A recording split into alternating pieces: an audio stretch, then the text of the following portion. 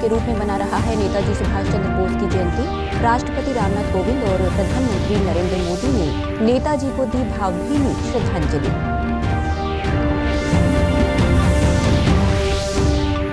सुभाष चंद्र बोस की 125वीं जयंती के उपलक्ष्य में प्रदेश भर में विभिन्न कार्यक्रमों का किया गया आयोजन।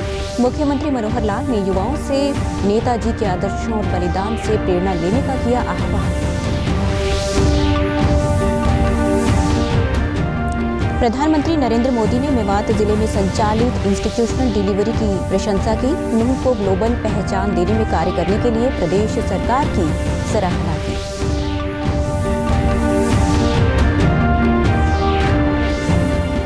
और देश भर में कोरोना के सक्रिय मामलों का आंकड़ा बढ़कर हुआ 21,87,000। प्रदेश में भी कोविड के सक्रिय मामले हुए 57,000 के पार। नमस्कार, मैं सारिका शर्मा। अब समाचार विस्तार से। राष्ट्र आज नेताजी सुभाष चंद्र बोस की जयंती पराक्रम दिवस के रूप में मना रहा है। प्रधानमंत्री नरेंद्र मोदी आज नई दिल्ली में इंडिया गेट पर नेताजी सुभाष चंद्र बोस की प्रकाश प्रतिमा होलोग्राम का अनावरण करेंगे। नेताजी की 125वीं जयंती पर वर्ष भर चलने वाले कार्यक्रमों का भी आयोजन किया गया है। संसद के केंद्रीय कक्ष में लोकसभा अध्यक्ष ओम बिरला, प्रधानमंत्री नरेंद्र मोदी सहित कई गणमान्य लोगों ने नेताजी सुभाष चंद्र बोस की तस्वीर पर पुष्पांजलि अर्पित कर उन्हें श्रद्धांजलि दी। राष्ट्रपति रामनाथ कोविंद ने आज स्वतंत्रता सेनानी नेताजी सुभाष चंद्र बोस की 125वीं जयंती पर ट्वीट कर श्रद्धांजलि दी। उन्होंने कहा कि स्वतंत्र भारत की प्रतिबद्धता पूरा करने के लिए नेताजी ने जो साहसिक कदम उठाए वे उन्हें पूरे राष्ट्र का आदर्श बनाते हैं। राष्ट्रपति ने कहा कि उनके आदर्श और त्याग हर भारतवासी को सदैव प्रेरित करते रहेंगे। प्रधानमंत्री नरेंद्र मोदी ने ट्वीट करते हुए सभी देशवासियों को पराक्रम दिवस की शुभकामनाएं दी। प्रधानमंत्री ने नेताजी सुभाष चंद्र बोस की 125वीं जयंती पर उन्हें आदरपूर्ण श्रद्धांजलि दी। मुख्यमंत्री मनोहर लाल ने भी नेताजी सुभाष चंद्र बोस की जयंती पर शुभकामनाएं देते हुए कहा कि आजाद हिंद फौज के संस्थापक अमर स्वतंत्रता सेनानी नेताजी सुभाष चंद्र बोस जी को उनकी 125वीं जयंती पर कोटि कोटि नमन। पराक्रम दिवस के अवसर पर भिवानी में अनेक स्थानों पर कार्यक्रमों का आयोजन किया गया, जहां जिलावासियों ने उन्हें श्रद्धांजलि अर्पित की। कृषि मंत्री जयप्रकाश दलाल ने आज नेताजी सुभाष चंद्र बोस की जयंती के अवसर पर भिवानी में आयोजित जय हिंद बोस कार्यक्रम में बतौर मुख्य अतिथि शिरकत की। कृषि मंत्री ने कहा कि देश को आज़ादी दिलवाने में नेताजी का अहम योगदान रहा है और इसे कभी भुलाया नहीं जा सकता। उन्होंने कहा कि भिवानी में नेताजी सुभाष चंद्र का एक भव्य स्मारक बनाया जाएगा। कृषि मंत्री ने कहा कि देश की आज़ादी के 90 साल के संघर्ष में 3,27,000 वीर सेनानियों ने अपना बलिदान दिया है, जिनको हम नमन कर रहे हैं। कोई अच्छा संस्थान खड़ा करेंगे, भव्य उनका स्टैचू लगाएंगे। आने वाली पीढ़ी, हमारे आने वाले बच्चे ये जान सकें कि एक ऐसे महान भारत माता के सपूत थे जिन्होंने दुनिया की उस ताकत से लड़ने का संकल्प लिया था जिसके शासन के अंदर कहते हैं कि सूरज नहीं छिपता था। उससे लड़ने का संकल्प लिया था और अपने बलबूते पर एक सेना खड़ी कर दी थी। वहीं स्थानीय निवासियों ने कहा कि स्वतंत्रता सेनानियों के त्याग और कड़े संघर्ष के कारण ही आज हम सभी खुली हवा में सांस ले रहे हैं। नेताजी एक ऐसे व्यक्तित्व थे जिनके बारे में इतिहास में जो भी लिखा गया वो काफ़ी कम है। आज मैं शुक्रगुजार हूँ, उनका ऋणी हूँ, उन माताओं का, बहनों का, जिन्होंने इस देश में ऐसे लालों को पैदा किया। नेता सुभाष चंद्र जी बोस ने अपने जीवन को देश को समर्पित किया, देश की आन और बान के लिए अपने जीवन को आहूत किया। उसी प्रकार हम युवाओं से भी ये आग्रह करते हैं कि उनकी शिक्षाओं, उनके आदर्शों पर चलकर अपने देश के लिए एक अपने को न्यौछावर करते हुए। नेताजी की जयंती के अवसर पर आज पलवल में भी कार्यक्रम के आयोजन के माध्यम से नेताजी सुभाष चंद्र बोस को श्रद्धांजलि अर्पित की गई। हरियाणा प्रदेश व्यापार मंडल के प्रदेश संगठन मंत्री ने बताया कि नेताजी सुभाष चंद्र बोस का पलवल जिले से गहरा नाता रहा है।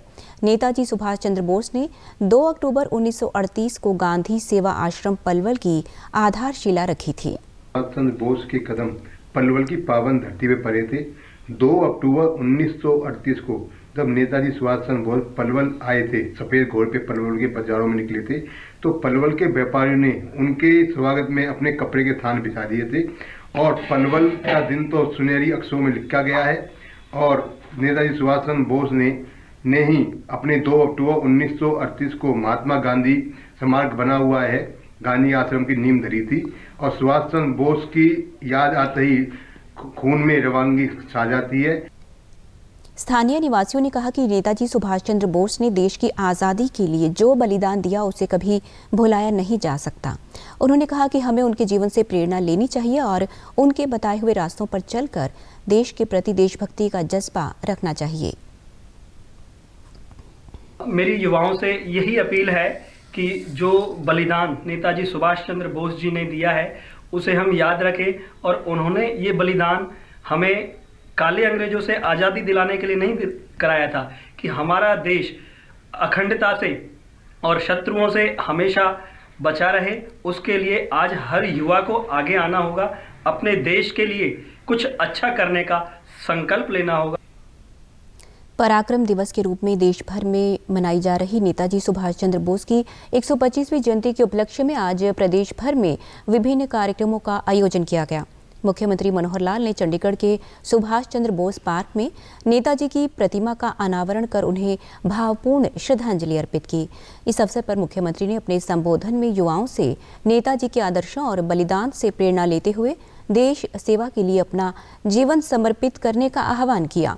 उन्होंने कहा कि आज का दिन आज़ादी के समय को याद करने का सुनहरा अवसर है। मुख्यमंत्री ने कहा कि नेताजी सुभाष चंद्र बोस एक अद्वितीय नेता थे, जिन्होंने आज़ाद हिंद फौज का नेतृत्व करके न केवल भारत की धरती पर बल्कि पूरे विश्व में आज़ादी की मशाल जलाई थी। की भूमिका जिन्होंने निभाई श्री सुभाष चंद्र जी बोस, उनका ये जयंती का दिन है, 125वीं जयंती आज उनकी है।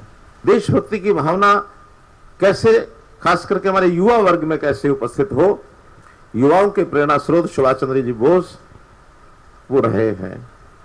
उन्होंने क्रांति की अलख जो जगाई है, 1857 की जो क्रांति हुई उसके बाद आजाद हिंद फौज के नाम से जो सेना इकट्ठी की, 50,000 सैनिक उसके अंदर भर्ती किए। ये अपने आप में एक अनुपम उदाहरण है कि जब देश स्वतंत्र भी नहीं था उस समय अपने बल पर सेना इकट्ठी करना। मुख्यमंत्री ने कहा, आज़ादी के 75वें वर्ष के उपलक्ष्य में पूरा देश अमृत महोत्सव मना रहा है। इसी कड़ी में प्रदेश में जन भागीदारी के साथ 1500 कार्यक्रम आयोजित करने का लक्ष्य है।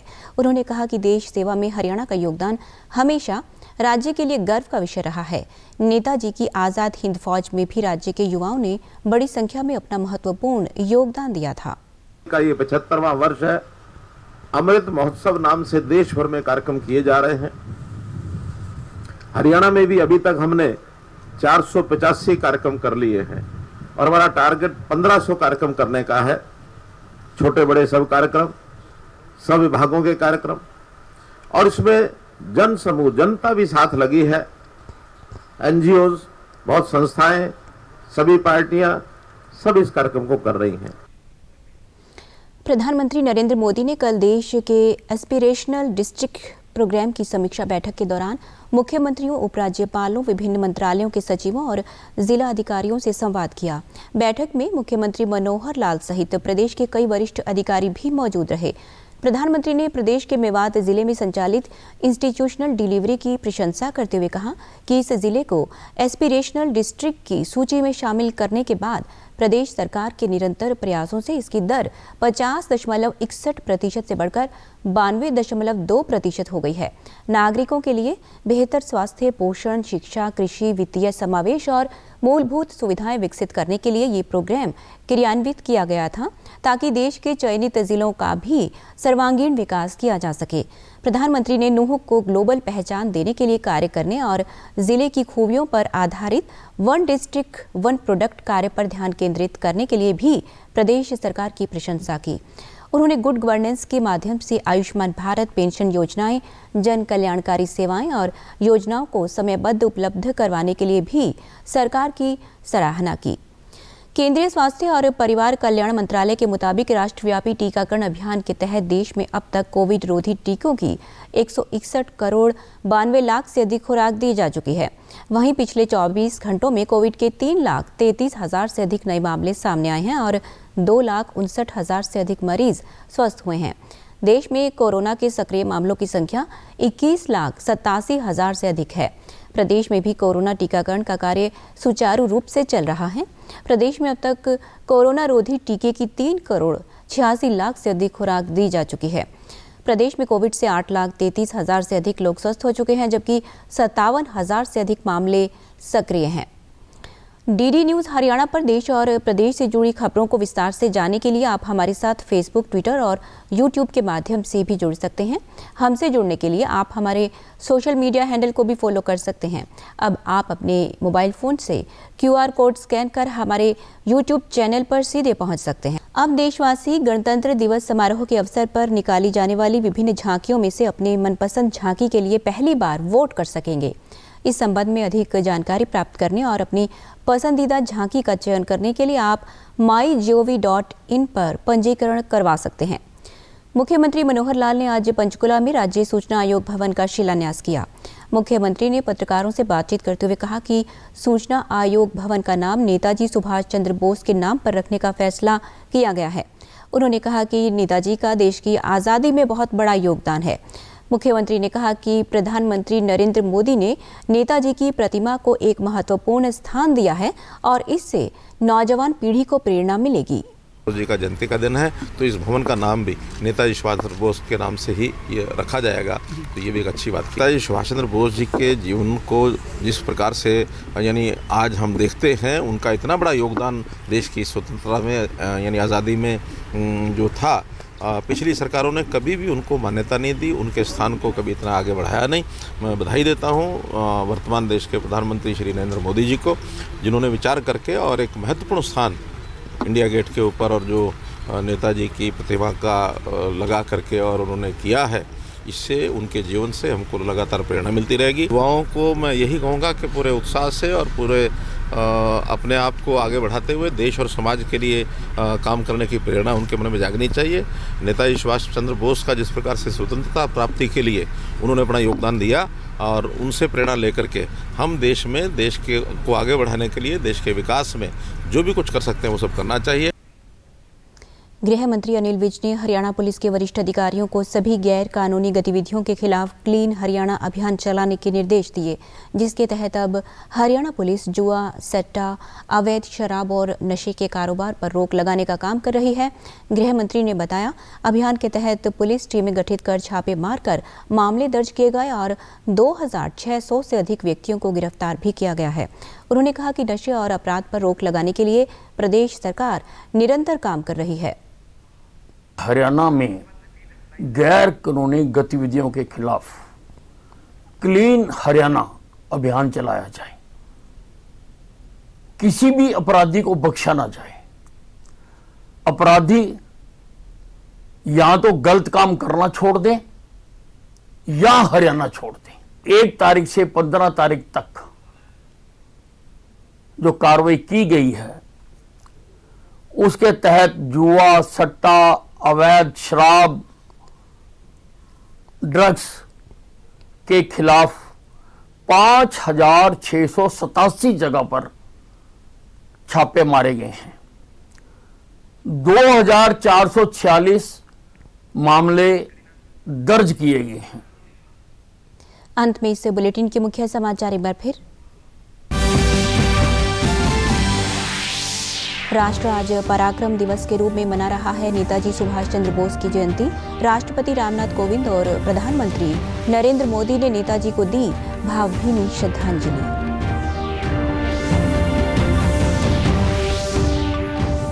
सुभाष चंद्र बोस की 125वीं जयंती के उपलक्ष्य में प्रदेश भर में विभिन्न कार्यक्रमों का किया गया आयोजन। मुख्यमंत्री मनोहर लाल ने युवाओं से नेताजी के आदर्शों और बलिदान से प्रेरणा लेने का किया आह्वान। प्रधानमंत्री नरेंद्र मोदी ने मेवात जिले में संचालित इंस्टीट्यूशनल डिलीवरी की प्रशंसा की। नूह को ग्लोबल पहचान देने में कार्य करने के लिए प्रदेश सरकार की सराहना की।